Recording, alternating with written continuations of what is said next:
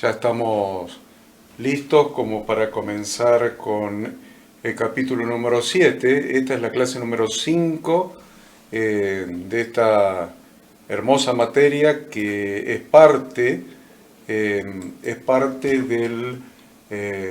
curso teológico y práctico ministerial. Entonces estamos transitando por la materia número 11 del curso de Teología y Práctica de la Función Ministerial, y esta materia número 11 es entendiendo el proceso de enseñanza-aprendizaje de Jesucristo. Entendiendo el proceso enseñanza-aprendizaje de Jesucristo. Hoy, en esta clase número 5, hemos llegado al capítulo número 7 del material de estudio, el capítulo número 7 que se refiere a herramientas de la pedagogía de Jesús de Nazaret. Herramientas de la pedagogía. Es muy importante este capítulo porque vamos a analizar algunas de las herramientas que nuestro Santo Maestro utilizó para enseñar. Él es nuestro modelo. Él es nuestro modelo. Y al ser nuestro modelo, utilizamos o intentamos utilizar, obviamente para utilizarlas primero tenemos que aprenderlas. Entonces lo que estamos haciendo en este proceso es aprendiendo las herramientas que Jesús de Nazaret utilizaba en el proceso enseñanza-aprendizaje con sus discípulos. Y llamo sus discípulos no solamente a los 12 apóstoles, sino también a los simpatizantes, seguidores, aún a los adversarios, a los escribas, a los fariseos, aún a los adversarios de nuestro Redentor, también los considero como discípulos, porque discípulo es todo aquel que aprende. Y aún los fariseos que siempre andaban mezclados entre la gente para escuchar si decía alguna cosa reñida con la Torá o alguna interpretación de la Torá inadecuada, para oponerse, para acusarlo, aún esos escribas y fariseos los considero como discípulos porque también aprendían de las enseñanzas de nuestro Santo Maestro. Entonces, el tema concreto es, estamos intentando aprender el proceso de enseñanza-aprendizaje de Jesucristo, y en este capítulo número 7 vamos a ver algunas herramientas que Él usó. Y si Él las usó, sería conveniente que las aprendamos, las analicemos y aprendamos cómo utilizarlas nosotros también, porque evidentemente si nuestro Redentor las usó, por algo será, ¿no? Entonces, el tema es herramientas de la pedagogía de Jesús de Nazaret, y bueno, y vamos a comenzar de inmediato con el tema. Lo más notorio de las herramientas que él utilizaba, porque es la herramienta que utilizaba con más frecuencia, contó más de 40 parábolas, justamente son las parábolas. Más de 40 parábolas fueron contadas o narradas, vamos a decir mejor, narradas como elemento didáctico de enseñanza. Las parábolas fueron el elemento más usado. Él usó dos elementos como principales, uno las parábolas y otro las preguntas. Y es importante que memoricemos esto, las parábolas y las preguntas, seguido luego con las metáforas, pero las parábolas y las preguntas se ve que se adecuaban al proceso enseñanza-aprendizaje que Yeshua encarnaba. Entonces, estaba diciendo que Jesús de Nazaret, Yeshua, el Mesías, hace uso de las parábolas como método pedagógico con un objeto perfectamente claro y definido, el cual es revelar cosas acerca del reino de Dios.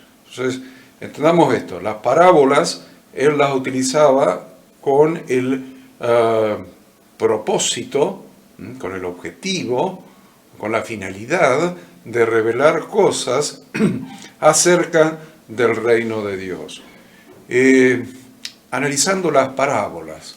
Las parábolas son un género literario, un género literario que tiene un carácter didáctico, o sea, un género literario que se utiliza para enseñar, para llevar adelante el proceso de enseñanza-aprendizaje de un maestro con sus alumnos. Y por lo tanto, a las parábolas hay que analizarlas dentro de su contexto. Si bien todo lo que nosotros analicemos de las Sagradas Escrituras lo debemos hacer dentro de su contexto, en particular las parábolas, para poder entenderlas, debemos analizarlas dentro de su contexto. Entonces, además de contextualizarlas, debemos tener en cuenta quién las narró, quién narró esas parábolas, a quiénes van dirigidas las parábolas o cada una de ellas, y cuál es el objetivo, cuál es el propósito de cada parábola.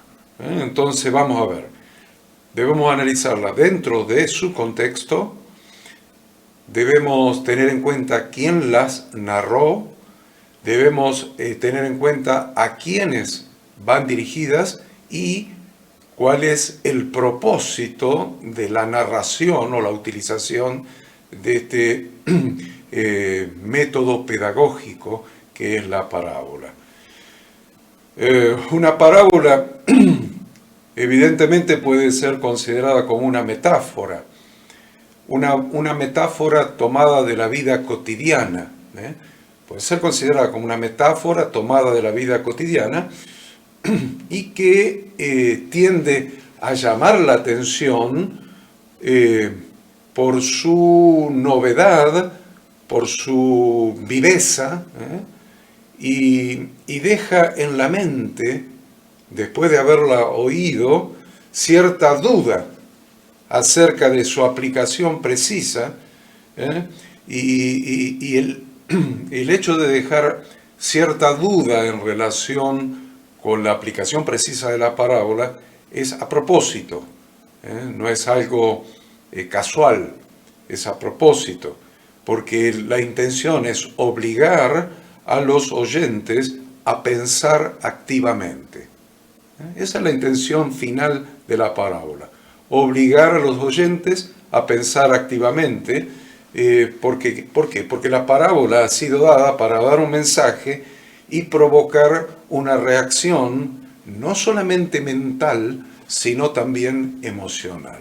Muy importante esto, no solamente mental, llevar a un razonamiento, si se quiere, sino también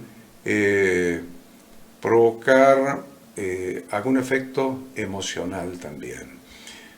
Jesús de Nazaret enseñaba verdades importantísimas, especialmente en el aspecto moral, mediante el uso de parábolas.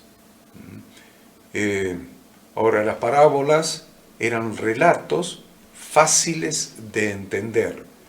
Relatos fáciles de entender. ¿Por qué les estoy haciendo énfasis en esto?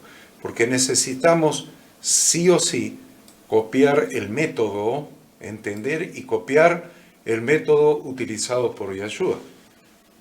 A veces nosotros utilizamos demasiada teología en explicar verdades del reino de Dios, inclusive verdades del cambio de vida de las personas, de la nueva vida en Cristo, y tratamos de dar un fundamento teológico muy profundo, y si miramos a Jesucristo enseñando, vamos a ver que estamos haciendo lo contrario a lo que hacía Él.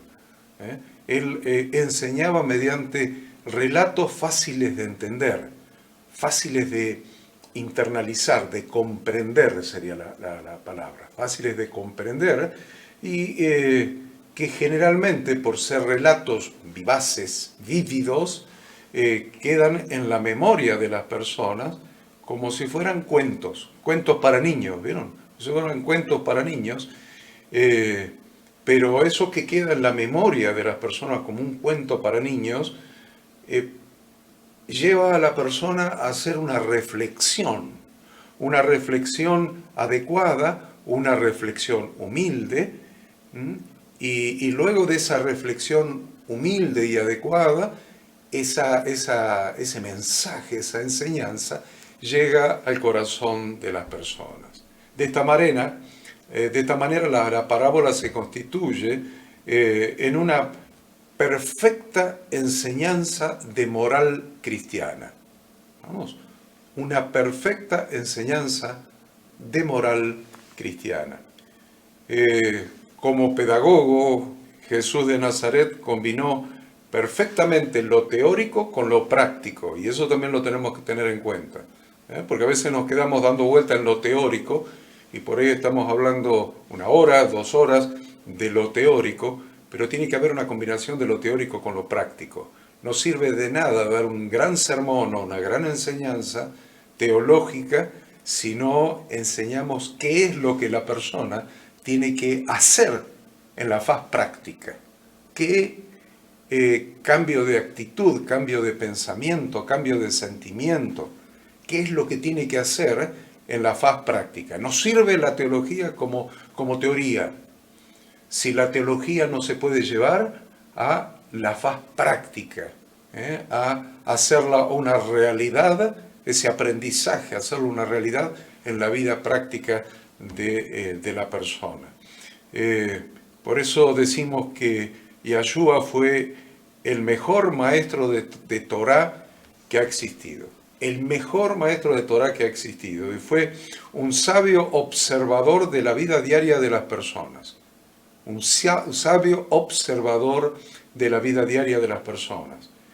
La interrelación con la naturaleza, con el trabajo, las costumbres, las actividades, las creencias, de todos esos lugares, Jesús como maestro tomó algunas imágenes visuales. Y es otro de los aspectos que yo quiero que ustedes noten. Lo voy a poner en la pantalla para que lo tengan allí. Tomó algunas imágenes, le está diciendo, tomó algunas imágenes visuales. Tomó algunas imágenes visuales. Necesitamos entender lo que es la construcción de imágenes visuales. Nosotros entendemos, como seres humanos, así Dios armó nuestra mente, entendemos mediante la creación de imágenes visuales. Cuando alguien nos está contando algo o narrando algo, en nuestra mente automáticamente se están construyendo imágenes visuales. Nos están hablando de que fueron, no sé, al mar, a cualquiera de las playas, y nosotros ya estamos viendo mentalmente la playa, la arena, las olas, el viento, el color del mar, el color del cielo. No necesariamente todas las personas que están receptando la narración están viendo exactamente la misma cosa. Uno probablemente esté viendo un mar apacible, el otro, la imagen visual que se le hace en la mente es un mar bravío, otros tal vez un día ventoso, otros un día más calmo, un día nublado, otro también de un pleno sol. Entonces, no necesariamente las imágenes visuales que se van formando en la mente de las personas son iguales en todo el auditorio, en todas las personas que componen el auditorio de gente que está recibiendo nuestra enseñanza. Evidentemente van a ser la mayoría diferentes en algún aspecto, pero lo que nosotros necesitamos es que en los aspectos fundamentales que van a conllevar, que van a derivar en la enseñanza que queremos dar, que todos tengan la uniformidad de esas imágenes mentales, imágenes visuales, en relación con la finalidad de la parábola, la finalidad de la enseñanza, o sea, de la enseñanza que queremos dejar. Jesús entonces, esas imágenes visuales eran figuras simbólicas, y en general todo lo que él enseñaba eran comparaciones con el Antiguo Testamento, lo que nosotros llamamos el Antiguo Testamento literariamente, que son los libros previos a los Evangelios. Por ejemplo, les doy un ejemplo como para que quede claro este tema, así podemos continuar. La comparación de la viña de Dios. La viña de Dios la encontramos en varios profetas. Y Yahshua hablaba de la viña de Dios, la viña de Dios, la viña, y en varias parábolas. Ahora, ¿por qué decimos que hay comparaciones permanentes con el Antiguo Testamento? Porque la viña de Yahweh la encontramos en varios profetas, la encontramos en Isaías, capítulo 5, del versículo 1 al 7, usted lo tiene en su pantalla, en Jeremías 2:21, en Oseas 10:1, en Ezequiel 15, del 1 al 8. Entonces, ahí vemos imágenes visuales. Cuando Yahshua se quedó solo, cuando él se quedó solo, ahí tienen las citas, y ahora vamos a lo que sigue. Cuando él se quedó solo con los seguidores, junto con los 12, le preguntaban sobre las parábolas. Es interesante que le preguntaban sobre las parábolas. La cita que tiene usted transcrita en su pantalla es de la Biblia de las Américas. Y él les decía, a vosotros os ha sido dado el misterio del reino de Dios, pero los que están afuera reciben todo en parábolas, para que viendo vean pero no perciban, y oyendo oigan pero no entiendan, no sea que se conviertan y sean perdonados. Y les dijo, ¿no entendéis esta parábola? ¿Cómo pues comprenderéis todas las parábolas? Jesús les estaba diciendo que cada uno recibe las parábolas según puede entender. Cada uno recibe la parábola, o las parábolas, en el caso de que sea más de una, según puede entender. Es decir, ¿qué quiere decir según puede entender? Quiere decir que las interpreta en conformidad con sus propios deseos, con sus propias necesidades, inclusive las interpreta de acuerdo con sus propios preconceptos, con su grado de fe, etc. Dice en Mateo 13:34, todo esto habló Jesús por parábolas a la gente, y sin parábolas no les hablaba, para que se cumpliese lo dicho por el profeta.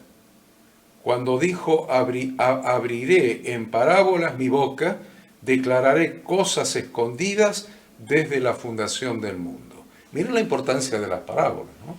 Cosas escondidas desde la fundación del mundo. Así que esta es la importancia de las parábolas. Esta es la importancia. Jesús estaba enseñando a sus discípulos que de todos los que oyen la palabra de Dios, habrá algunos que la acepten, otros que la rechacen, y les mostraba una docencia salvadora, porque sus enseñanzas tienen el fin de salvar al ser humano. Por eso decimos que siempre las parábolas están dirigidas a el reino de Dios. ¿Por qué? Porque siempre las parábolas están dirigidas a la salvación del ser humano. La interpretación de las parábolas demanda aplicar una hermenéutica correcta. A veces vemos que se quieren sacar más conclusiones que la intención del narrador. El narrador fue Jesucristo y él narró las parábolas, cada parábola con una intención perfectamente clara y definida, pero a veces en nuestro afán por aplicar una hermenéutica lo más profunda posible, cometemos el error de querer extraer cosas que Jesús no quiso decir, que no dijo ni quiso decir. Entonces es importante que entendamos que en la interpretación de las parábolas juega un papel muy importante la subjetividad como un elemento esencial de apropiación del conocimiento. De ahí que la preocupación de Jesús para que sus discípulos, y que a la vez serían sus apóstoles, sus enviados, a extender el reino de Dios. Entonces él se preocupaba porque ellos interpretaran correctamente las parábolas. Entonces, como podemos ver, Jesús era un maestro de la narrativa. Sus parábolas traen imágenes, traen acción dramática y traen personajes que giran en torno a temas universales y comunican una sola enseñanza principal. Y esto es muy importante para la hermenéutica. Busquemos siempre esa enseñanza principal, una sola enseñanza principal, lo que podríamos llamar un punto culminante, que generalmente viene al final de la parábola. Les decía hace un rato que Jesús de Nazaret utilizó más de 40 parábolas elaboradas y otras tantas imágenes para relacionarse creativamente con el pueblo, con el pueblo, lo que él consideró discípulos, porque en definitiva todos estaban aprendiendo de sus enseñanzas. El evangelista Juan Marcos, nos cuenta que Jesús usaba muchos ejemplos para entregar su enseñanza. Y todos esos ejemplos que él utilizó para entregar sus enseñanzas, los adaptaba al tipo de alumno, al tipo de interlocutor, al tipo de receptor, a la capacidad que tenía la gente que recibía su enseñanza. Marcos 4:33 lo dice claramente: con muchas parábolas como estas les hablaba la palabra conforme, miren Marcos 9:33, les hablaba la palabra conforme a lo que podían oír. Oír, acuérdense que en la Biblia siempre oír es escuchar para obedecer. Entonces les hablaba la palabra conforme a lo que podían escuchar para obedecer. En estos días he recibido muchos comentarios de varias iglesias, algunas que la mayoría de ustedes ni siquiera conocen, pero que están relacionadas conmigo, de enseñanzas que la gente no tiene la capacidad de oír en los términos de Marcos 9:33, que es escuchar para obedecer, pero escucho para obedecer cuando entiendo de qué me están hablando. Escucho, porque ese es el proceso de comunicación. El proceso comunicacional consiste en un emisor que emite un mensaje, un receptor que recepciona el mensaje. Ese receptor lo decodifica, lo entiende, lo decodifica y lo entiende y da una respuesta.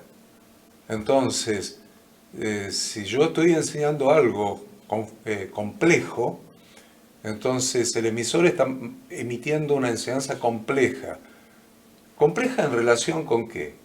Siempre es en relación con el ser humano, siempre es en relación con el receptor, siempre es en relación con el discípulo, con el alumno, con el que está recibiendo la enseñanza. Entonces digo, no, esto no es complejo, esto es fácil para vos, pero es fácil para la gente que te está escuchando. Es fácil para vos, pero no para la gente que te está escuchando. Entonces, el emisor emite un mensaje, el receptor lo recepta, en el medio hay un lenguaje, hay ruido, hay un montón de cosas que también como emisor tengo que tener en cuenta, como pedagogo, como maestro, para que esa persona reciba un mensaje de acuerdo con su capacidad de entendimiento, su nivel espiritual,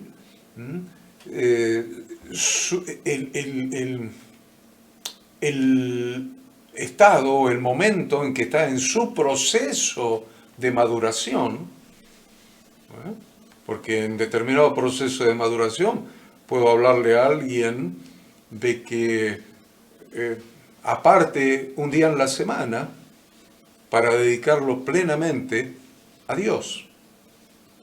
Pero en determinado momento de ese proceso, en los momentos iniciales, no puedo decirle apartá un día completo para dedicarlo a Dios, por muchos motivos, porque tal vez esa persona no tenga el hábito y lo tenga que desarrollar al hábito, no tenga el qué hacer, qué hago durante esas 24 horas, y tengamos que enseñarle qué hacer durante esas 24 horas, etcétera, etcétera. Podría hablarles mucho de esto, porque es un tema donde muchos pastores se confunden.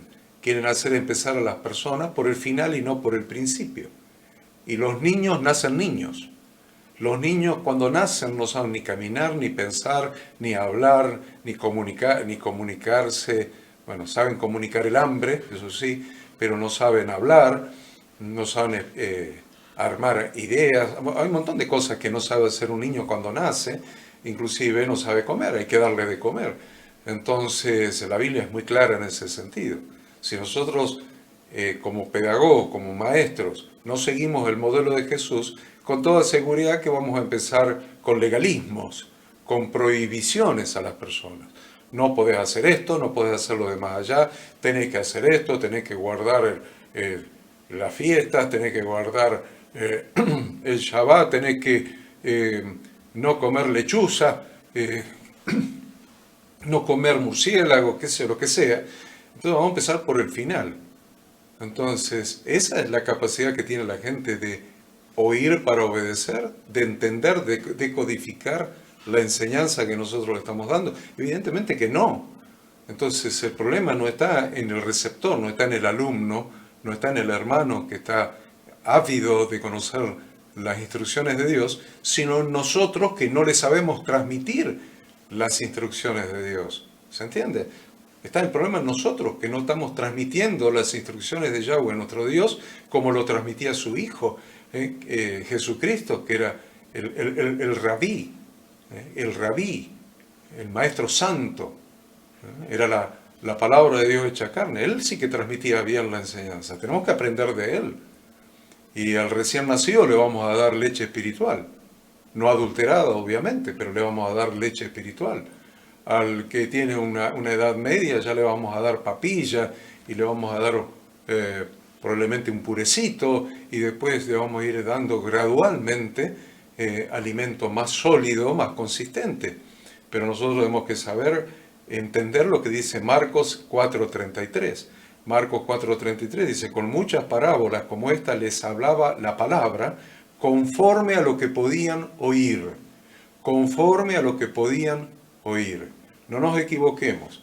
Por eso yo les he hecho un gráfico que lo puse al principio, un cuadro azul, donde está el orden exacto en que nosotros transmitimos las revelaciones de la palabra de Dios que hemos recibido. Y no empezamos por el final ni empezamos por el medio, vamos a empezar por el principio. Vamos a empezar por el principio. Y tal vez en el punto 1 nos tengamos que quedar 2 o 3 años. Permítanme que lo busque para ponerlo. Que lo busque para ponerlo.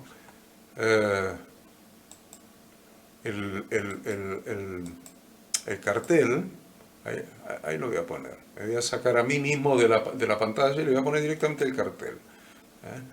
Entonces, las 5 revelaciones sobre las que se está fundando o se ha fundamentado todo este curso que nosotros estamos desarrollando, el curso teológico y práctico ministerial, todo este curso, estamos en la materia 11, falta una para terminarlo, la 12, todo este curso de la materia 1 hasta la 12 está basado en estas 5 revelaciones para el ejercicio de nuestro ministerio sacerdotal.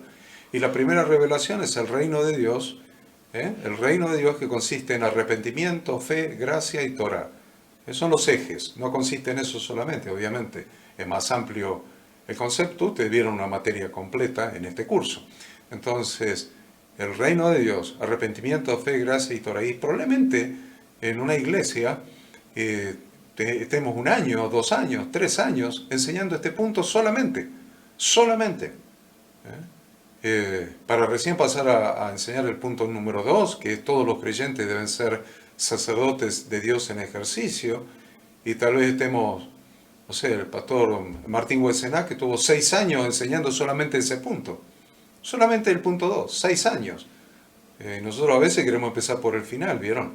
Estamos apurados, pero no estamos dándole a las personas conforme a lo que pueden oír, como enseñaba Jesús. Punto 3, forma y funcionamiento de la iglesia, la cena del Señor. ¿Cuánto tenemos que enseñar de este aspecto, de la forma y funcionamiento de la iglesia? El 4, el recorrido del tabernáculo y significado de sus partes. Y último de todo, la fiesta de Yahweh de Levítico capítulo 23. Entonces, es muy importante que nosotros entendamos el método pedagógico de Jesucristo. Si no entendemos su método pedagógico, vamos a tener un problema, porque vamos a llevar a la gente a una gran confusión y los vamos a hacer cambiar el orden, los vamos a convertir en personas que se esfuerzan por cumplir la letra de la ley y no el espíritu de la ley, no se dejan llevar por el espíritu de la ley para que el cumplimiento de las instrucciones sea algo natural, propio de la vida, de la nueva vida en Cristo, sino que lo llevamos a una obligatoriedad presionada de hacer cosas sin que el Espíritu Santo, el Espíritu de Yahweh, haya escrito las instrucciones de Dios en su mente, las haya dado en su mente, escrito en su corazón, para producir un cambio de vida que el mismo Espíritu lo lleve con naturalidad a un crecimiento espiritual, una madurez espiritual. Por eso Marcos 4:33, se lo leo de vuelta, Marcos 4:33, con muchas parábolas como estas, les hablaba la palabra conforme a lo que podían oír. Y oír es escuchar, entender y obedecer. Y la verdad es que formamos parte de una cultura racional abstracta en la actualidad y por tanto no hemos cultivado este modo de comunicación. Por eso vamos a realizar el proceso de caminar junto a Jesús para que Él mismo nos enseñe a elaborar parábolas. ¿Cómo elaborar parábolas? Sí, elaborar parábolas. Yo les aviso, hay libros enteros, pero libros grandes, yo tengo unos grandes ahí, muchísimas hojas, donde hay historias, modelos, parábolas, desarrolladas para diferentes ejemplificaciones, para diferentes enseñanzas. Algún día que tenga un poco más de tiempo me voy a sentar y voy a profundizar en esas parábolas, pero la vida cotidiana nos da la posibilidad de desarrollar parábolas. Es basada en la vida cotidiana, como hacía Jesús. Jesús tenía varias noticias que él deseaba compartir. Varias noticias que él deseaba compartir. Por ejemplo, una noticia que él deseaba compartir era la cercanía y naturaleza del reino de Dios. En segundo lugar, la nueva relación de la gente con Dios, de los miembros de su pueblo. Esa relación de un especial tesoro, un reino de sacerdotes, un reino de gente santa, una relación ya con el Todopoderoso, con el Shaddai, como fue en la antigüedad, sino una que después fue evolucionando y una nueva revelación a partir de la zarza allí en el desierto, donde Yahweh se revela como Yahweh justamente, como Yud-He, Vav-He, G, por supuesto, se dice suavecito, la H, la J suavecita, todas esas cosas del idioma hebreo. Usted me está entendiendo. Dios se revela como de otra manera ahí en la zarza. Se revela como el Dios de la gracia, el Dios de la gracia. Y se empieza a revelar de una manera que se completa la revelación con Yeshua, que se empieza a revelar como Padre. Y le dice a Moisés que le vaya a decir al faraón, deja ir a mi hijo, a mi primogénito. Entonces ya se empieza a revelar como Padre de su pueblo. Entonces hay muchas cosas que Yeshua vino a completar la revelación. Y una de las más importantes es esta nueva relación con Dios como hijos. La ética que Él vino a revelar, una ética extraordinaria.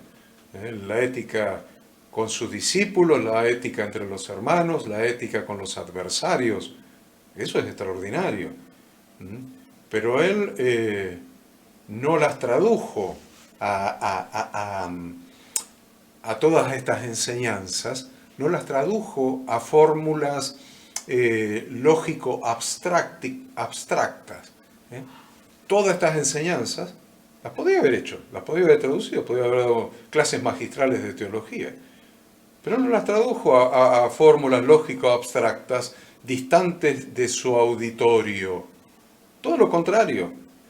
Él se preguntó a sí mismo, ¿a qué se parecen estas realidades que yo quiero enseñar? ¿A qué se parecen estas realidades que yo quiero enseñar? ¿A qué se parecen estas realidades que yo quiero comunicar?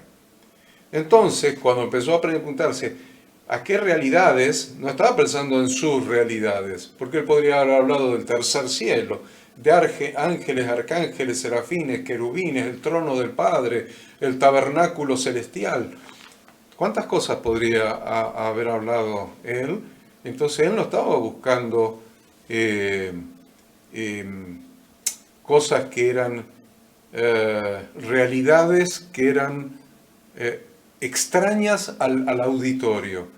Él lo que buscaba en cada enseñanza era realidades que fueran familiares a su auditorio, familiares. Por eso yo digo acá, por supuesto como método pedagógico, no es que Yeshua haya pensado esto, sí o no, no lo sabemos, como que él pensaba a qué se parecen estas realidades que yo quiero enseñar en relación con las realidades cotidianas de las personas que son mis receptores, mis alumnos, mis estudiantes, mis discípulos.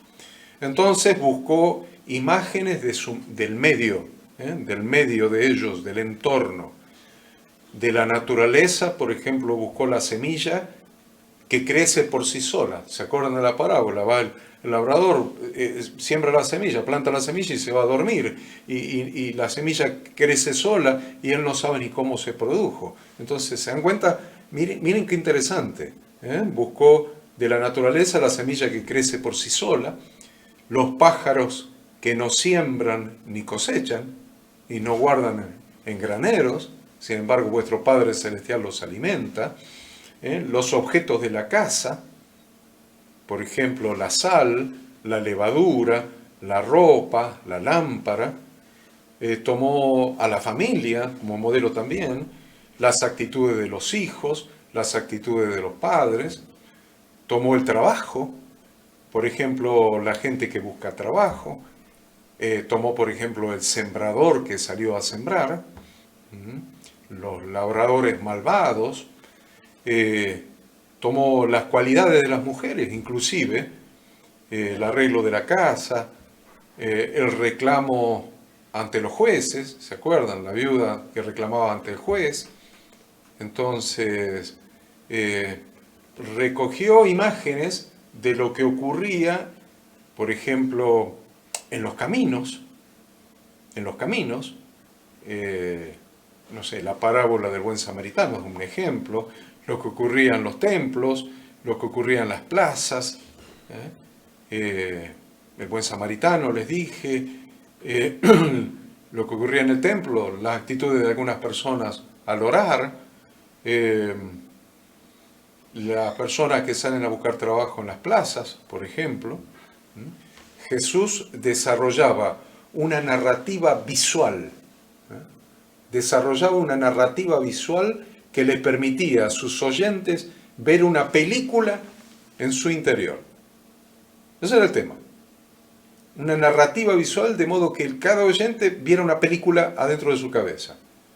Y que pudiera construir, cada oyente construía sus propios audiovisuales.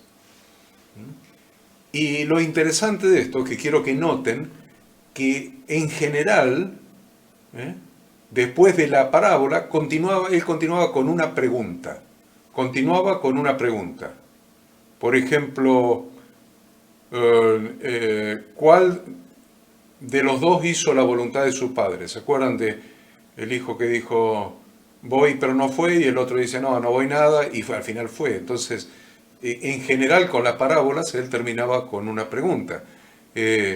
Por ejemplo, ¿cuál de los dos hizo la voluntad de su padre? O en la parábola del buen samaritano, ¿cuál de los tres en realidad, actuó como prójimo? O les preguntaba, ¿y qué hará el dueño de la viña? Los labradores malvados, ¿qué hará el dueño de la viña? Esa pregunta provocaba variadas reacciones en el auditorio. La pregunta los llevaba a una reflexión interna tan profunda que en el pueblo probablemente provocaba un aprendizaje, una admiración hacia el maestro, y en muchos fariseos provocaba rechazo, ira, odio, bronca en los fariseos. Por ejemplo, les decía recién la parábola de los labradores malvados, que está en Mateo 21 Estamos con poco tiempo. Bueno, Mateo 21 del 33 al 46. Yo se las leería, pero las van a leer ustedes porque realmente estamos con muy poco tiempo. Me he ido en mi afán de que entiendan su función como maestros, me he ido en explicar profundamente cada tema. Entonces el tiempo se me fue agotando, obviamente. Mateo 21, 33 al 46 nos habla de la parábola de los labradores malvados, que ya mencioné hace un ratito. Ahora, ¿cómo analizamos esta parábola? ¿Cómo analizamos esta parábola? Bueno, ¿qué nos tenemos que preguntar? Se los voy a poner en la pantalla para que ustedes puedan ver las preguntas. Nos tenemos que preguntar qué cosas. ¿Qué tema concreto aborda? ¿Qué tema concreto aborda? Segundo, ¿qué imágenes del entorno toma? Tercero, ¿cuáles son las realidades que funcionan como imán y se atraen? Cuarto, ¿cuáles son los obstáculos a esa atracción? Quinto, ¿cuáles son los elementos que permiten el encuentro? Sexto, ¿qué pregunta hizo Jesús y qué reacciones causó su parábola? Miren todo lo que tenemos para preguntarnos si queremos interpretar solamente esa parábola, la de los labradores malvados. Entonces Jesús contó muchísimas parábolas. El acreedor y los dos deudores, el buen samaritano, el dueño de la casa ausente, el fariseo y el publicano, el hijo pródigo, el hombre rico y Lázaro, el rico insensato, el sembrador, el siervo fiel y el siervo malo, el siervo injusto, el siervo que no perdonó, el tesoro escondido, la cizaña, la construcción de una torre y un rey preparándose para la guerra, la fiesta de bodas, la gran cena, la higuera estéril, la levadura, la moneda perdida, la oveja perdida, la perla de gran precio, la red, la semilla de mostaza, la semilla que crece en secreto, la lámpara debajo del almud, la viuda persistente, las minas, las monedas valiosas, las vírgenes sabias, las vírgenes insensatas, los dos hijos, los labradores malvados, Los siervos vigilantes, los talentos, los trabajadores, siervos inútiles, etcétera, etcétera, etcétera, ¿no? Vino nuevo en odres viejos, etcétera. A estas parábolas las podríamos clasificar en parábolas que tienen que ver con la naturaleza, por ejemplo, la semilla de mostaza, parábolas que apuntan al descubrimiento, como el tesoro escondido, la perla preciosa, parábolas que marcan un contraste, el rico y Lázaro, el fariseo y el publicano, parábolas que generan preguntas, la viuda y el juez injusto, por ejemplo, parábolas de carácter ético, que son aquellas que a través de una ilustración enseñan la importancia de los frutos. Muy importante esto que estamos viendo. Vamos a ver un poquito algo sobre los símbolos. Déjenme buscar un poquito el apunte. Voy a buscar el apunte para poder continuar hablando un poco de los símbolos.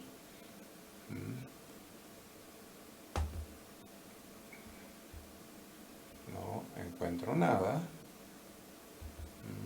para hablar de los símbolos. Me gustaría hablarles de los símbolos, porque Jesús usaba símbolos. Esperen que se lo voy a poner en la pantalla, si van leyendo algo mientras yo busco el apunte. Busco el apunte.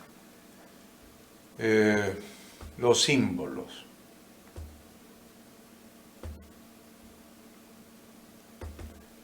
Los símbolos son usados por el ser humano desde el comienzo de la historia. Si ustedes miran los jeroglíficos en las pirámides egipcias, van a encontrar evidentemente la utilización de símbolos, ¿no? Espérame un cachito. No es evidente que tengo un problema para encontrar el apunte, pero me gustaría hablar un poquito de los símbolos. De los símbolos. Acuérdense esos jeroglíficos en las pirámides, ¿no? En las pirámides egipcias. Difíciles de entender, ¿no? Esa figura simbólica. Pero ustedes se ponen a pensar y dicen, bueno, pero ¿cómo tanta gente decodifica esas escrituras antiguas? Porque era una escritura básicamente simbólica, ¿no? Y estos símbolos, esta manera de escribir mediante símbolos, surgió mucho antes del lenguaje escrito, y es una forma de exteriorizar y representar un pensamiento, una idea debido a una semejanza. Aún el paleo hebreo, ¿no? El hebreo antiguo también es totalmente simbólico, ¿no? Es representar una idea, representar un pensamiento mediante un símbolo que se asemeja a algo real, imaginario, con su significado, constituye para las personas el símbolo refuerza la idea. Esa es la idea, eso es lo que quería decir. El símbolo refuerza la idea, hace la imagen visual, refuerza la idea. El símbolo es un medio de comparación. Entonces, para quienes representan una idea, un símbolo determinado puede tener el mismo significado y valor hace 4.000 años con los egipcios, hoy y dentro de 4.000 años, si es que llegamos a 4.000 años más. Entonces, ¿por qué les estoy hablando? Porque la parábola hace eso. La parábola tiene un sentido y fuerza simbólica. Así, a partir de cosas y realidades que vemos, el trigo, la cizaña, las redes, las perlas, los banquetes, llegamos hasta una realidad que no vemos, los misterios del reino. Muy bien, eso en relación con los símbolos. Jesús les decía recién les decía que utilizaba dos elementos fundamentales, la parábola y las preguntas. Y las preguntas, creo que voy a dedicar la próxima media hora a hablar de las preguntas porque es algo que nosotros tenemos que aprender a desarrollar su utilización como método pedagógico, como método didáctico. Tenemos que aprender a desarrollar este método, el método de la pregunta, porque es uno de los más importantes. Usted dice, pero si no se usa en la escuela, sí se usa en la escuela. Cuando te dicen saquen una hoja y vamos a tomar una prueba sorpresa, se llaman prueba sorpresa, ¿se acuerdan? Una prueba sorpresa, ¿de qué se trata? Se trata de una pregunta. Saquen una hoja, contesten esta pregunta. ¡Tac! Listo, una pregunta. Y usted dice, qué gana de molestar, ¿no? Al alumno, pobrecito, que venía tranquilo y le toman una prueba sorpresa. Pero no es así. Si ustedes miran las clases, las 18 materias de la licenciatura de la Facultad Bíblica, los exámenes, tanto los repasos de cada capítulo consisten en preguntas y los exámenes finales consisten en preguntas. 50 preguntas algunos, 100 preguntas otros. Preguntas. Ahora, ¿por qué preguntas?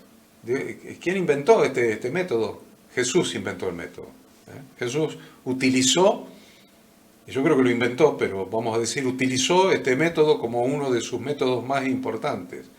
Porque la pregunta es una técnica pedagógica muy apropiada para la enseñanza-aprendizaje en todos los niveles.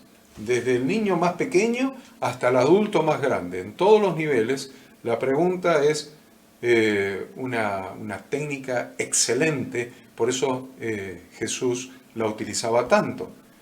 Porque la pregunta estimula y clarifica los pensamientos.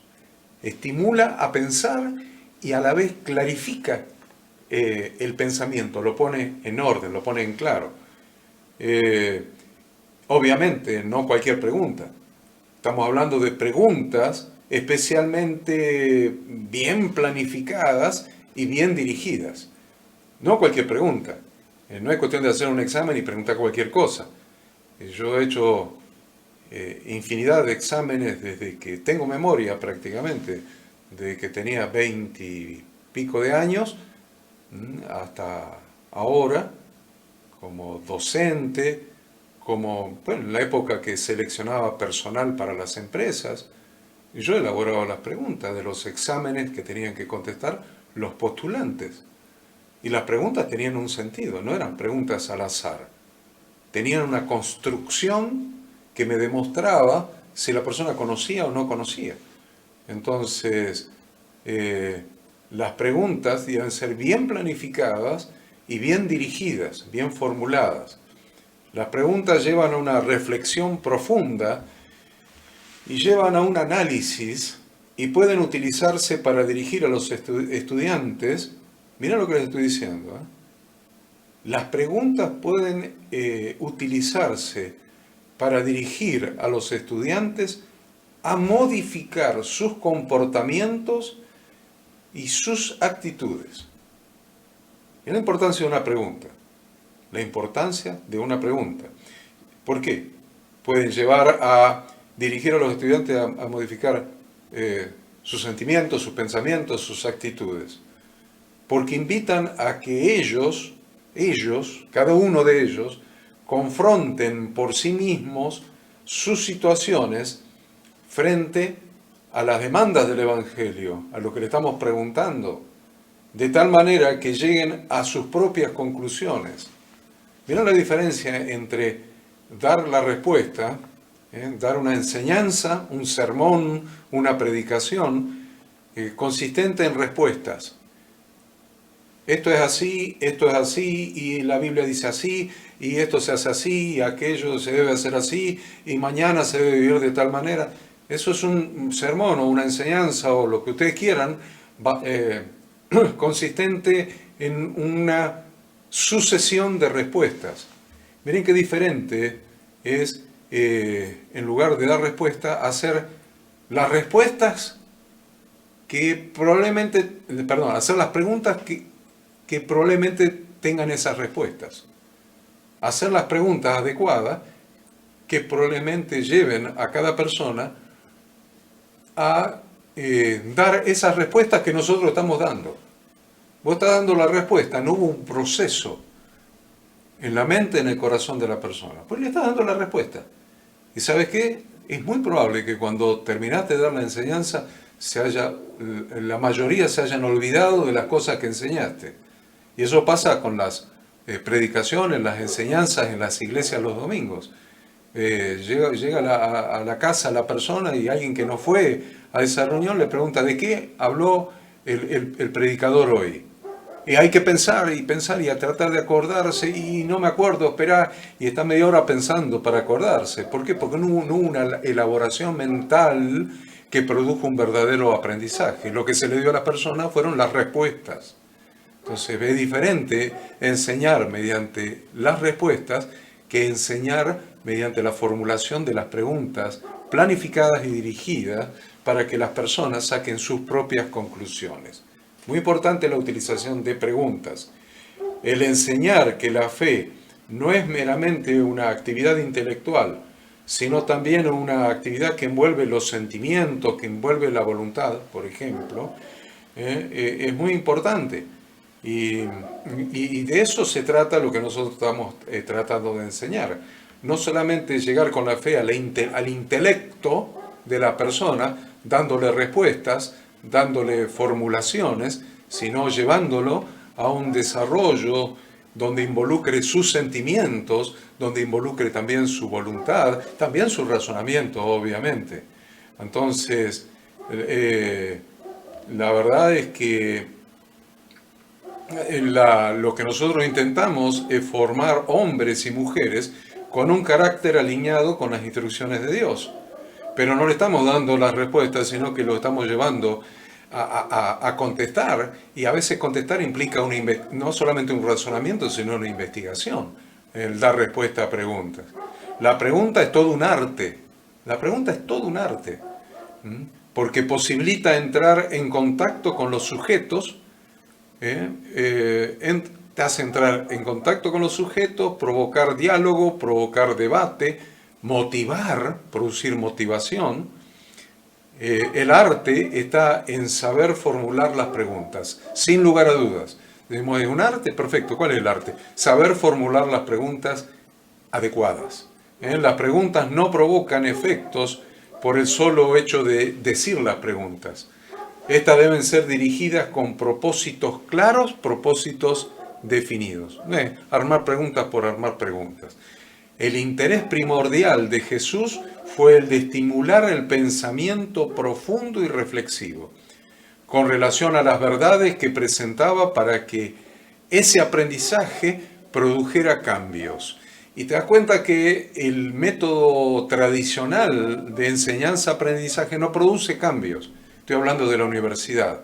La universidad donde viene un docente, un profesor, se pone en el frente, se apoya generalmente sobre el escritorio, se sienta, se cruza de brazos, se mete la mano en el bolsillo y empieza a hablar. Las clases de la facultad, de la universidad, yo estudié en la Universidad de Buenos Aires, después en otras, en la Católica de Córdoba y otras más, y lo paradójico, por ejemplo, de cuando estudié para contador público, era el profesor se iba adelante, se sentaba, y si los alumnos escuchaban o no escuchaban, si miraban para arriba, para abajo, para adentro, se dormían, no se dormían, le importaba nada. Era transmitir conocimiento. Transmitía conocimiento 2 horas, cada clase duraba 2 horas, de esas 2 horas después te ibas a otra, te cambiabas de aula, ibas a otra materia 2 horas más, después otra materia 2 horas más, y eran 6 horas de recibir información. Ese no es no es el método de Yahshua, no es el método de Jesucristo.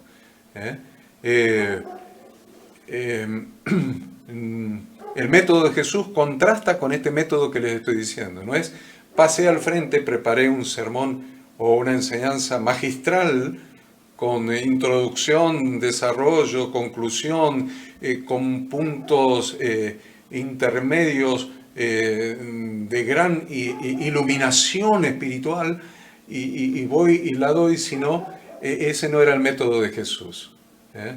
nos conformamos con decir que para el maestro todo es posible y que la oración es la respuesta para resolver todos nuestros problemas, sin enseñar que la enseñanza-aprendizaje de las instrucciones de Dios contenidas en la Biblia son las que producen un cambio que hará que nuestra vida dé en el blanco. Entonces no llevamos a la gente por el proceso de enseñanza-aprendizaje de las instrucciones de Dios para que aún la oración sea algo natural en la persona y no algo que aprendió el domingo y que le dura una semana y que ya el otro domingo ya está en otra cosa o con otra enseñanza. Hay un proceso. La enseñanza-aprendizaje siempre es un proceso que produce un proceso interior en la persona que la lleva a la modificación de sentimientos, de pensamientos y de conductas. Entonces, vemos a Jesús de Nazaret empleando la técnica pedagógica de la pregunta en innumerables pasajes de los evangelios, ya sea la pregunta sola o en combinación con muchos de los métodos de enseñanza que él utilizaba. Inclusive preguntas, repreguntas de preguntas. Preguntaba y contestaba con una pregunta, o sea, hacía repreguntas sobre preguntas y a la pregunta contestaba con otra pregunta. Es magistral el método de Jesucristo. Entonces, él empleaba la técnica pedagógica de preguntas y repreguntas en innumerables pasajes de los evangelios, y decía ya sea sola, combinada con parábolas o con otros métodos, y la pregunta se convirtió para Jesús en una chispa que iniciaba la conversación y el diálogo para llegar a una reflexión más amplia. Una chispa, ¡tac! Y lo va a ver muy claro, por ejemplo, en la mujer samaritana. Cómo estuvo él preguntando y repreguntando hasta inducir el diálogo. Muy, muy interesante la historia de la mujer samaritana.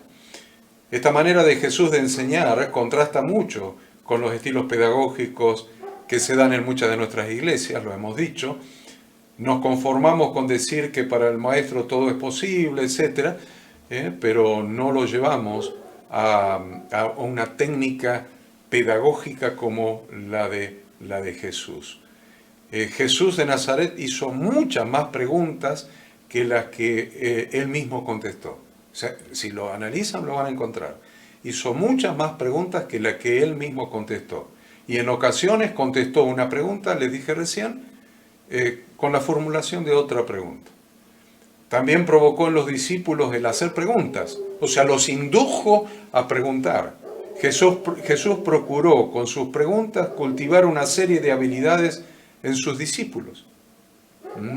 Él quería motivar el pensamiento claro y dirigirlo, llevarlos a la reflexión, pues le interesaba modificar actitudes y romper prejuicios. Las preguntas en Jesús promovieron el diálogo y sobre todo la creatividad. Lo podemos ver, por ejemplo, con Nicodemo, que era un fariseo, un miembro del Sanedrín. Estimularon también el descubrimiento de nuevos senderos, nuevas maneras de ver la vida. En el testimonio que nos dan los evangelios, descubrimos que Jesús utilizó la pregunta para diversos fines, con diversas finalidades. Uno de ellos fue provocar la reacción de los oyentes. Una pregunta para provocar la reacción. Interesante, tome nota de esto. Una pregunta para provocar la reacción de los oyentes. En otra ocasión, cuando los maestros de la ley lo criticaban diciendo que expulsaba demonios por el poder del demonio, por Belcebú, echa fuera demonios, Jesús reaccionó haciéndoles una pregunta. ¿Se dan cuenta? Haciéndoles una pregunta. ¿Qué preguntó? ¿Cómo puede Satanás echar a Satanás? ¿Cómo puede Satanás echar a Satanás? Miren cómo contestó. Con una pregunta. Otro de sus fines fue recoger las necesidades de los presentes. Cuando se encontró con el ciego de Jericó, le preguntó, ¿qué quieres que te haga? O con el enfermo, el paralítico en en el estanque. ¿Qué quieres que te haga? Es muy interesante la pregunta, porque era obvio, el ciego era ciego y el paralítico era paralítico, no tenía quien lo llevara cuando bajaba el ángel a revolver el agua del estanque. Sin embargo, le preguntó, ¿qué quieres que te haga? ¿Qué quieres que te haga? Entonces, ¿qué es lo que trataba de hacer? La exteriorización de las necesidades. Producir la exteriorización de las necesidades de las personas que eran los receptores de su pregunta, de su mensaje. ¿Qué quieres que te haga? Era muy obvio, pero él quería la expresión de la necesidad. A veces llegan personas a los grupos que nosotros los manejamos, las iglesias, las congregaciones, los grupos en casas de familia, las iglesias por las casas, y nosotros damos las respuestas. No dejamos que la persona exprese su necesidad. Y sobre la necesidad que expresa la persona, dar la enseñanza, dar la respuesta, transmitir el mensaje del Espíritu Santo a través de la palabra. Pero es muy interesante ver a Jesús y analizarlo en cada uno de estos aspectos. También usó la pregunta para saber lo que la gente y los discípulos pensaban de él, por ejemplo. Dice, ¿quién dice la gente que yo soy? ¿Y ustedes quién dicen que yo soy? Ahí tienen preguntas. Qué hermoso que es analizar el método de enseñanza-aprendizaje de nuestro Santo Maestro. La finura mayor se da en el uso de la repregunta. Eso no es para cualquiera, pero sí es para ustedes y es para mí, porque tenemos el modelo en Jesús. O sea, no es para cualquiera, pero tenemos que aprender la finura esa finura pedagógica del uso de la repregunta. Porque Jesús, ante una pregunta, muchas veces replicaba con otra, normalmente con preguntas fáciles de contestar, fáciles. Con lo cual, la persona que había preguntado resultaba el protagonista. Vos me preguntás a mí. Ahora, en lugar de contestarte, yo te repregunto, con finura, con sutileza y con arte. Te repregunto. Y fíjense cómo cambia el protagonismo. Si vos me preguntás a mí, yo soy el protagonista que te tengo que dar la respuesta. Pero si yo busco con finura revertir la pregunta y hacerte la pregunta a vos, se cambió el protagonista. Ahora el protagonista sos vos. Miren la sutileza. Es extraordinario. Entonces, y lo hacía con una pregunta fácil de contestar. Y la persona, al cambiar el protagonismo, ahora la persona era quien debía construir el conocimiento para responder. ¿Se dan cuenta? La persona debía construir el conocimiento para responder. Y ahí está construyendo conocimiento, eso es pedagogía pura. Vamos a recordar, por ejemplo, un pasaje de la parábola del buen samaritano, en que el maestro, un maestro de la ley le preguntó, ¿qué debo hacer para conseguir la vida eterna? Pregunta del maestro de la ley, el maestro de la Torá, a Jesús. ¿Qué debo hacer para obtener la vida eterna? Jesús, genialmente, no le contestó, sino que le hizo a su vez otra pregunta. ¿Qué dice la Torá? ¿Cómo lees? ¿Qué dice la Torá? ¿Cómo lees? ¿Qué va a hacer para obtener la vida eterna? ¿Qué dice la Biblia? ¿Cómo estás entendiendo? ¿Cómo estás entendiendo? El maestro de la ley, ¿ven cómo cambió el protagonismo? ¿Cómo estás entendiendo? Le tocó el punto débil. El tipo era un maestro de la Torá. Y si le dice, ¿cómo estás entendiendo? ¿Qué dice? Primero, que lo sabía de memoria. Y segundo, ¿cómo estás interpretando? Lo llevó a estimular algo que a él le encantaba responder. Entonces el maestro de la Torá se lució en su respuesta e insistió con otra pregunta, le encantó. Le preguntó, ¿quién es mi prójimo? ¿Quién es mi prójimo? Y otra vez, Yeshua no le contestó directamente. No le contestó directamente quién es tu prójimo. Sino que elaboró una parábola y le respondió con otra pregunta. O sea, le contestó con una parábola, le contó, le narró una parábola que elaboró en el mismo momento y le termina la respuesta con otra pregunta. Le responde su pregunta con otra pregunta. Según tu parecer, ¿quién se portó como prójimo? Según tu parecer, ¿quién de estos se portó como el prójimo del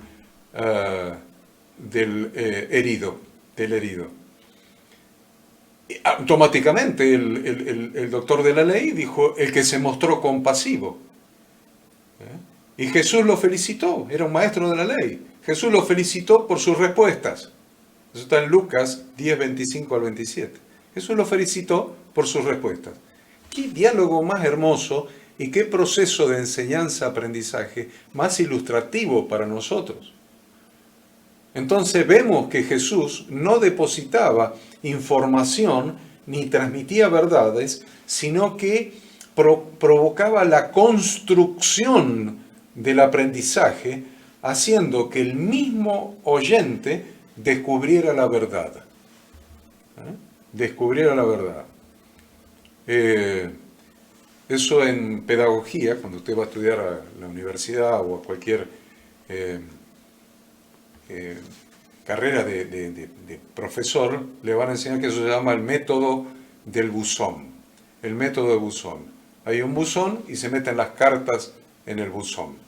El buzón, lo único que tiene que hacer es abrir un lugar por donde entren las cartas. El método del buzón.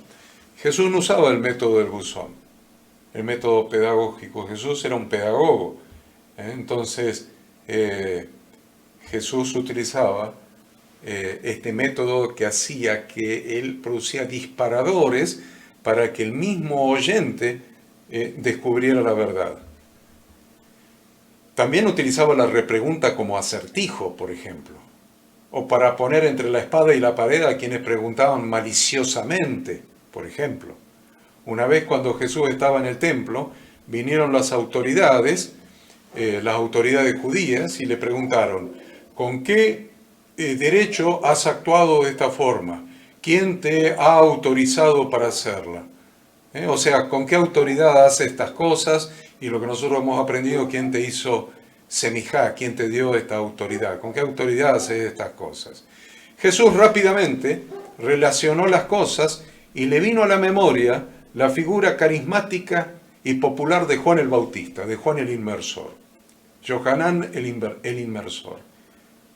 Y les dijo, miren cómo les contestó, les dijo que si ellos le contestaban una pregunta, él les contestaría la suya. ¿Entienden esto? Les dijo, si ustedes contestan mi pregunta, yo entonces les voy a contestar la de ustedes. ¿El bautismo de Juan era cosa de Dios o de los hombres? Esta pregunta puso en apuro a las autoridades religiosas, porque si decían que era de Dios, entonces también él tenía derecho a hacer lo que hacía. O sea, si Juan tenía derecho a hacer lo que hacía, Jesús también tenía derecho a hacer lo que hacía. Tenía el mismo carisma que Juan, pero era el Hijo de Dios encima, ¿no? Pero si decían que era de los hombres, iban en contra de algo evidente para el pueblo, y el pueblo sabía que no era de los hombres, sino que era de Dios. Entonces, ¿qué contestaron? No lo sabemos. No lo sabemos. Jesús le dijo que si no le contestaba, él tampoco les contestaba. Punto, se terminó la discusión. En nuestro contexto, muy poco usamos las preguntas adecuadas. Muy poco, muy poco. Tal vez una que otra, y solamente a veces para salir del paso. Porque elaborar una pregunta generadora o constructora de aprendizaje no es cosa fácil. No es cosa fácil. Requiere elaborar varias preguntas y tal vez quedarse con una o dos preguntas que lleven a la construcción del aprendizaje. Sin embargo, es el instrumento central para desarrollar procesos de enseñanza-aprendizaje. Y tenemos que incorporar este método. Lo tenemos que incorporar este método. Los principales propósitos que tuvo Yeshua para hacer preguntas fueron, no sé, le voy a mencionar 12, 13, a ver, principales motivos o propósitos o objetivos para hacer preguntas. Se los voy a poner en la pantalla para que los veamos juntos. Déjenme que lo busque y le voy a poner en la pantalla los principales propósitos que tuvo Yeshua para usar este método, el método de las preguntas. Ahí lo tienen en su pantalla. El primero, para fomentar el interés o establecer un punto de contacto. Les estoy poniendo las citas bíblicas para que tengan la respuesta en las Sagradas Escrituras, como siempre, ¿no es cierto? Segundo, para iniciar y estimular el pensamiento. Tercero, para expresar o verbalizar el proceso de razonamiento. Cuarto, para probar el compromiso, así como el entendimiento espiritual. Lo voy a poner más grande para que lo puedan leer más fácil. Quinto, para ayudar a los discípulos a aplicar la verdad. Sexto, para emplear la disputa, la argumentación y la lógica, el cambio de opiniones, en definitiva. Séptimo, para reprender o señalar alguna falla espiritual. Octavo, para introducir una enseñanza. Noveno, para expresar emoción. Décimo, para recordar lo aprendido. Onceavo, para para fortalecer la voluntad. 12, para contestar otras preguntas, etcétera. El 13, si quieren, el 13 le podemos decir etcétera. Un ejemplo magistral de un interrogatorio fructífero en donde la pregunta se convirtió en generadora de diálogo es el conocido pasaje de Jesús y la mujer samaritana en Juan 4, del 1 al 29. La pregunta se convirtió en generadora de diálogo. En este pasaje observamos cómo la discípula hizo más preguntas que el maestro. Interesante, ¿no? La mujer samaritana hizo más preguntas que el maestro. Jesús con paciencia fue provocando el preguntar hasta que la mujer termina el diálogo encontrando por sí misma las respuestas. Y esto quiero destacarlo. Termina el diálogo encontrando por sí misma las respuestas. En la educación religiosa cristiana, el hacer preguntas debe verse como una de las mejores herramientas para lograr una pedagogía transformadora. En la educación religiosa cristiana, el hacer preguntas se debe ver como una de las mejores herramientas, uno de los mejores métodos para lograr una pedagogía transformadora. Ahora tendríamos que hablar de la metáfora. Vamos a hablar de la metáfora y con esto vamos a terminar la clase de hoy. Las metáforas. Jesús utilizó otro instrumento pedagógico muy interesante que son las metáforas.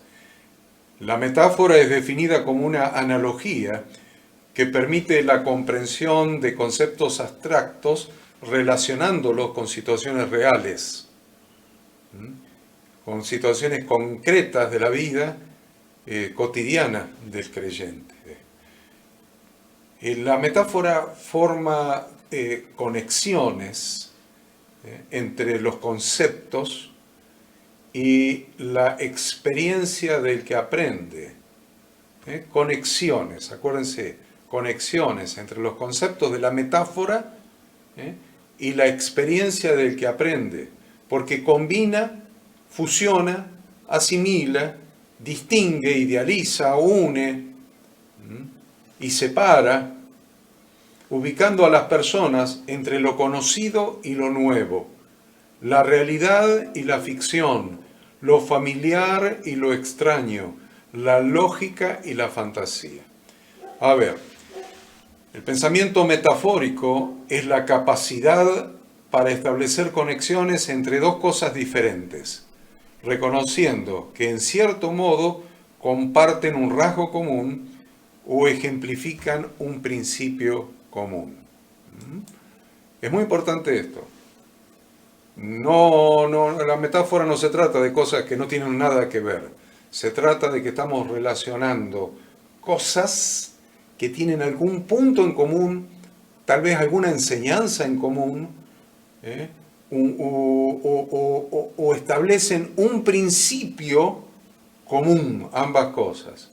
Las metáforas son para la mayoría de las personas más atractivas y satisfactorias que la rígida definición del diccionario y ofrece una sólida imagen que posee la mayoría de los atributos. La definición del diccionario va a decir, significa esto, bla, bla, bla, bla, bla. La metáfora va a decir, es como esto, o es similar a esto, similar es un símil, como es un símil. La metáfora directamente reemplaza la escena por otra escena simbólica. Reemplaza la escena por otra escena simbólica. Algo para tener en cuenta es que Jesús utiliza con frecuencia la metáfora del reino de Dios. Permanentemente está utilizando la metáfora del reino de Dios. Sin embargo, yo se lo decía al principio de esta clase, no emplea la figura de Dios Rey o Dios el Shaddai, el Todopoderoso, o el Omnipotente, o el Eterno, o algunos de los atributos de Dios. Recuerden que al principio de la raza humana se lo conoció con un atributo de Dios, se lo conoció como el Todopoderoso. Entonces, hasta que Dios revela su nombre, que lo relaciona más con la gracia y la paternidad. Entonces, Jesús no utiliza tanto esa figura de todopoderoso o de rey de los siglos o eterno, cosas por el estilo, que sí son atributos de Dios, sin lugar a dudas, pero no utiliza las metáforas de poder o de infinitud, sino la de Dios Padre. Él se caracteriza como maestro de enseñar a Dios como Padre, como una metáfora de cercanía. Esto es lo que quería notar, una metáfora de cercanía, de comprensión, de amor, de ternura, de misericordia, de cariño, de gracia. Es por eso que todas las parábolas de Jesús son metáforas que formulan una nueva visión de Dios y en consecuencia una nueva visión de la raza humana como familia. Muy importante esto, ¿eh? Una nueva visión de Dios como Padre y una nueva visión de la raza humana como familia. Un ejemplo de metáfora utilizada por Jesús se encuentra en el capítulo 3 del Evangelio de Juan, donde Jesús tiene un diálogo con Nicodemo, que era un sabio fariseo de Israel, un miembro del Sanedrín, uno de los 70 hombres más importantes, 70 más uno, hombres más ilustres de la religión judía, y le plantea el tema del nuevo nacimiento. Miren qué metáfora, el nuevo nacimiento, al plantearle que es necesario nacer de nuevo para ver el reino de Dios. Crea en Nicodemo una gran confusión esta metáfora, una gran confusión. De ahí que Nicodemo le pregunta, ¿cómo puede un hombre nacer siendo viejo? ¿Puede acaso entrar por segunda vez en el vientre de su madre y nacer? La metáfora del nuevo nacimiento está relacionado con el nacer espiritualmente. Nacer espiritualmente. El volver a empezar en las cosas de Dios. El volver a empezar, el empezar de nuevo. Dentro del diálogo hay más preguntas y Jesús sigue hablando en metáforas. Le habla más metáforas, el nacer del agua y del espíritu. Le empieza a hablar sobre la acción del viento en relación con la acción del Espíritu Santo. sin duda que Jesús sabía por qué Nicodemo necesitaba este tipo de enseñanza, ¿Dan cuenta que no era la misma enseñanza para los pobres, para los huérfanos, para los hambrientos, para los enfermos, que la enseñanza a este sabio fariseo, miembro del Sanedrín? Entonces, él sabía por qué Nicodemo necesitaba este tipo de enseñanza. Vemos más adelante que Nicodemo llegó a ser uno de sus discípulos. Por lo que decimos que Nicodemo entendió la metáfora. Acuérdense que hablábamos de un texto de cada uno recibía la enseñanza de acuerdo a su capacidad de oír. Su capacidad de oír. Entonces, me quedé con la pantalla, no se las cambié, pero no es tan grave porque ustedes me entendieron perfectamente todo lo que yo les he dicho, y la clase que viene vamos a terminar con este capítulo y vamos a ver el capítulo siguiente. Vamos a concluir con este capítulo y vamos a ver el capítulo siguiente. Nos queda poquito para terminar la materia. Entonces, el modelo que siempre les quiero presentar es el modelo de Yeshua de Nazaret, de Jesucristo, como el gran maestro, nuestro modelo de maestro. Así que acuérdense que tienen que hacer el trabajo práctico, mandarlo de este capítulo. Si quieren, háganlo por la mitad, hasta donde llegamos, sería lo ideal, háganlo por la mitad. La semana que viene hagan la otra mitad cuando la enseñemos, y manden la parte del trabajo práctico que hayan hecho. Damos por finalizado la clase de hoy y le damos gracias a todos ustedes por haber compartido con nosotros esta clase, y obviamente los esperamos la próxima semana para continuar aprendiendo juntos. Que Dios los bendiga, que Dios los guarde a cada uno de ustedes y que esta clase les haya resultado útil. Muchas bendiciones, hasta la próxima semana en que estaremos nuevamente estudiando algo tan interesante como la pedagogía de Jesús de Nazaret.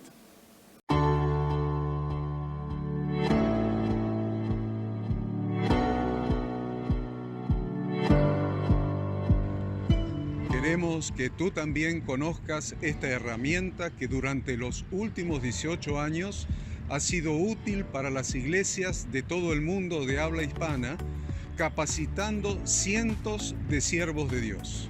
Las formas de aprender están cambiando y Ministerio Bíblico Internacional, a través de su Facultad Bíblica, brinda programas de formación ministerial bíblica, teológica y práctica para la multiplicación y edificación de la iglesia 100% online. Respondiendo a las necesidades de hoy, para aquellos que no cuentan con la posibilidad de asistir a clases presenciales, donde quiera que estés, en todo lugar, recibirás el material de estudio y verás las clases en vivo y on demand, accediendo a través de tu celular, PC, tablet o Smart TV.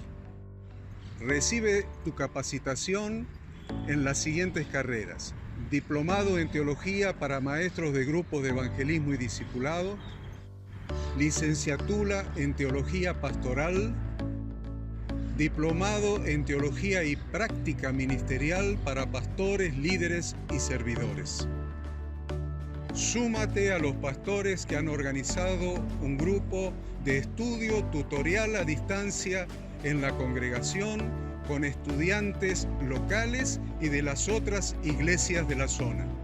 Esta es tu oportunidad como seguidor de Cristo para comenzar tus estudios y completar tus exámenes desde la comodidad de tu hogar y en los horarios que tengas disponibles. Súmate al liderazgo de este tiempo y adquiere las habilidades, herramientas y valores necesarios para impactar el mundo con la palabra de Dios y transformar la vida de aquellos que creen al Evangelio. Para más información, ingresá a Facultad Bíblica.